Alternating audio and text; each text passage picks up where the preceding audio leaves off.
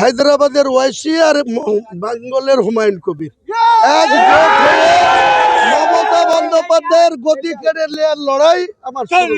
এবার কি আসাদউদ্দিন ওয়েসির মিমের সাথে জোট করতে চলেছেন তৃণমূল থেকে সাসপেন্ডেড বিধায়ক হুমায়ুন কবির? কিছুদিন আগে থেকেই নতুন দল ঘোষণার কথা জানিয়েছিলেন হুমায়ুন কবির। তৃণমূল থেকে সাসপেন্ডের পরেই 22শে ডিসেম্বর বহরমপুরে নতুন দলের আত্মপ্রকাশের কথা জানিয়েছিলেন।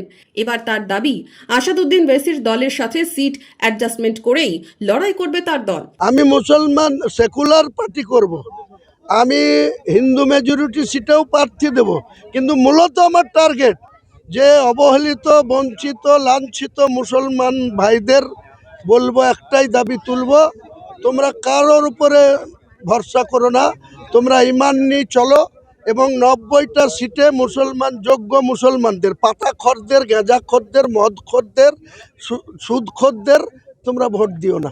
যারা সাচ্চা মুসলমান হবে তাদের ভোট দিয়ে তোমাদের শক্তির জানান দাও। 135 মধ্যে 90 মুসলমান অধিষ্ঠিত এবং সেই সিটগুলো আমরা জিতবো। আমি ওয়াইসি সাহেবের সঙ্গে সিট অ্যাডজাস্টমেন্ট করব।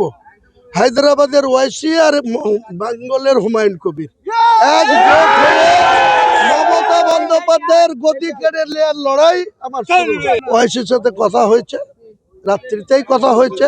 ওয়াইসি সাহেব আমার সঙ্গে কথা দিয়েছে যে আপনি বাংলার ওয়াইসি আর আমি হায়দ্রাবাদ। পুরো প্রস্তুতি রেডি আছে। আমি 10 তারিখে একবার কলকাতা যাব, আমার পেপার ওয়ার্ক সব রেডি আছে। কারা কারা বডিতে থাকবে, কারা কারা স্টেট কমিটিতে থাকবে, সব পরিকল্পনা ঠিক করে 22 তারিখে প্রকাশ্য টেক্সটাইল মোড়ে লাখো লোকের সামনে আমার দলের। শনিবার রেজিনগরে মসজিদের শিলান্যাস করেছেন হুমায়ুন কবির। সেখানে মানুষের সমাগম দেখে উচ্ছ্বসিত হুমায়ুন কবিরের দাবি, হায়দ্রাবাদের ওয়েসি আর বেঙ্গলের হুমায়ুন কবির আমরা একজোট হয়ে মমতা বন্দ্যোপাধ্যায়ের গদি কেড়ে নেওয়ার লড়াই শুরু করব। আমি ওয়াইসি সাহেবের সঙ্গে সিট অ্যাডজাস্টমেন্ট করব।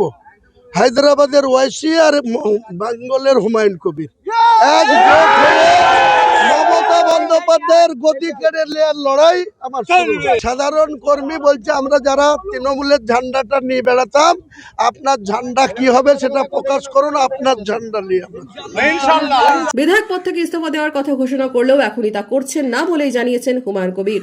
এবার দেখার 22শে ডিসেম্বর বহরমপুরের দলের আত্মপ্রকাশের অনুষ্ঠানে কারা থাকেন। Bureau report, Madhyabanga news. Murshidabad khadi মেলা 2025 শুভ উদ্বোধন 26শে নভেম্বর। স্থান বহরমপুর ব্যারেক স্কয়ার ময়দান। প্রতিদিন দুপুর 12টা থেকে রাত্রি 9টা। মেলা চলবে 10 ডিসেম্বর অবধি। প্রবেশ অবাধ।